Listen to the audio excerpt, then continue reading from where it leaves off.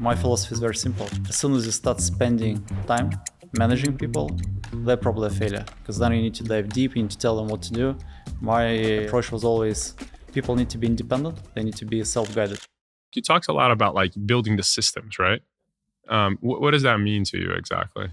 Well, basically, because I was always, quantitative by nature, by my education and by trading job, I was always, trying to quantify things and not rely on emotions, but rely on effectively machines, right, to deliver outcomes that I want. So usually I kind of, was managing myself directly, like, 20, 30, 40 people, and company grew up, say above 50 people. And then I had to put management structure in place.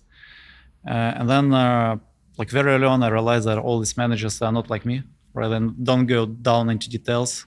They just simply have all this classical management thing, one-on-one, how are you, making sure people feel great. For me, I never bought it, right? Like for me, people don't need, how are you, right? Or like great people don't need how are you. They just need to have fun at the job. And having fun at the job is when you build great products, when you see results. So I was always against classical management styles. And I also remember arguing with my VCs. They always wanted me to hire like, senior executives. They gave me example how all these guys are great. And I just never kind of trusted their opinions. For me, people who are kind of senior executives who are like in the market for sale, right? They're probably like a negative selection bias. Totally. So I was never like into like, older people, senior executives. It's interesting that I think in, I don't know, the last couple of years, maybe 2019, 2020, 2021, I would hear about Revolut, and that would be I think the main criticism. It would be something along the lines of, Nik doesn't hire enough like great senior people, or something along those lines.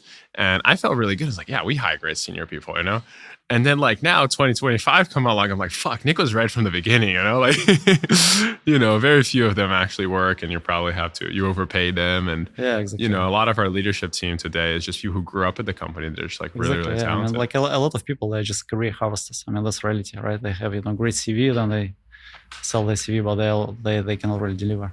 Yeah, what did you call them? Career harvesters. Career harvesters. Okay, that's interesting. Career harvesters. Rentier seekers, yeah. Yeah, I like that name. But like, what do you actually like, when you say building systems, right? Like, once you gave me an example, I remember you guys had this, I don't remember which year it was, like some compliance scare that was like all over the press. When was that?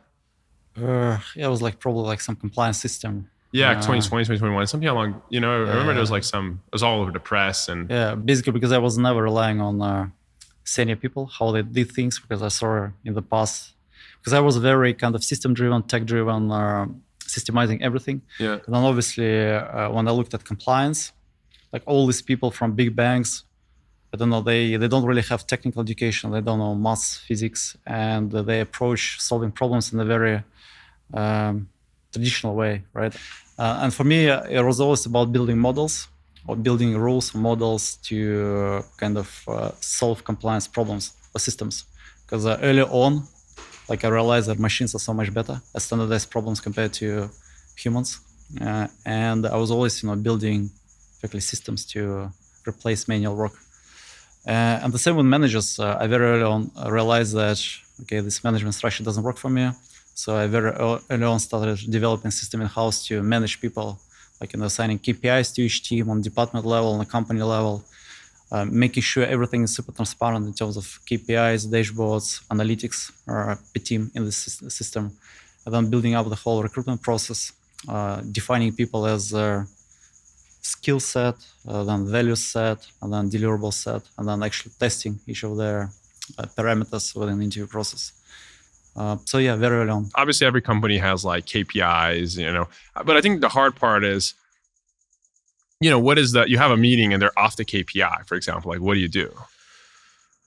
Yeah, I mean, the reality, when you're doing one-on-one, so you do business reviews, you do it 2, 3, or 4 times, right? You always start with KPIs, where they are, their roadmap, and then you dive deep. Okay, what are you building? Why are you building it? What's wrong? Like within 2, 3 iterations, you realize who is good, who is going, deep enough, and who is not. So you've got also intuition about person or a team. And then this intuition is a lead indicator, is ahead of KPIs. Even if KPIs are not there, but you agree that what the team is doing, you agree that they're delivering fast, you agree that quality is good, you know that KPIs will catch up. So you have this intuition.